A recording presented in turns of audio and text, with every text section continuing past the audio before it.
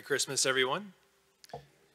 As we're still, of course, in the octave of Christmas here, and the church very intentionally chooses the feasts that we celebrate, the days within the octave of Christmas. And you could maybe at first glance think that it's bizarre, especially the day after Christmas, the 26th, St. Stephen the Martyr, right? So the death, and then I think it's tomorrow, the Feast of the Holy Innocents. You got Thomas Becket.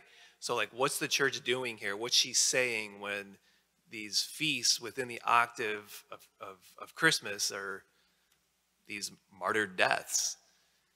And, I was reminded of, I think what assignment it was, but they were hanging up Christmas decorations, and, there was a crucifix right there.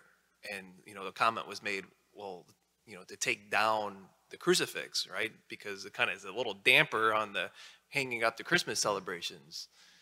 But no, it's like, no, you keep the crucifix up because, the manger, like it's not an isolated event, that it's, Jesus came to be born so as to die. He came to die, and so that we don't have to.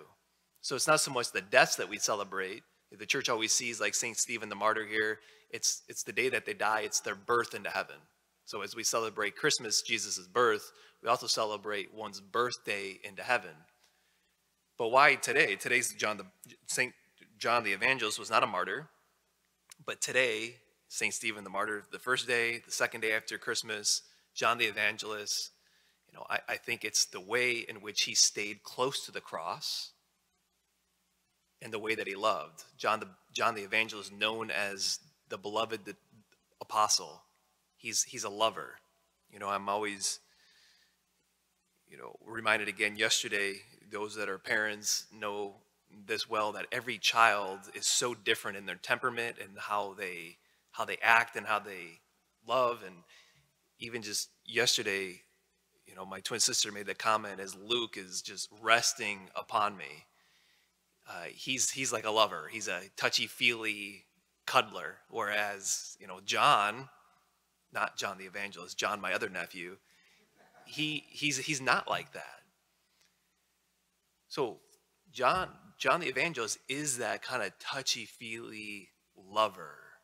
He loves purely with that virginal love. He receives really purely. We know that by his writings. His letter that we hear from today, you just hear it. It draws forth the magnificence of God, the Creator, but also it's like we have seen it with our eyes. He says, we've looked upon him, we've touched him with our hands. I tell you again, like he's been made visible to us for us to have fellowship with him. John the Evangelist also is the one who rested his head on Jesus's chest at the Last Supper. He was the beloved apostle. And, I think, with John just receiving purely and him being a lover, it's really at the core, it's what we all want. It's what we all need. And so maybe today, maybe especially those of us who, especially for those of us that's like in our head, well, I'm a bad lover, or I've been burned by love. Because we fall in love with people who are sinners, who don't love with a perfect love, with both receiving and giving.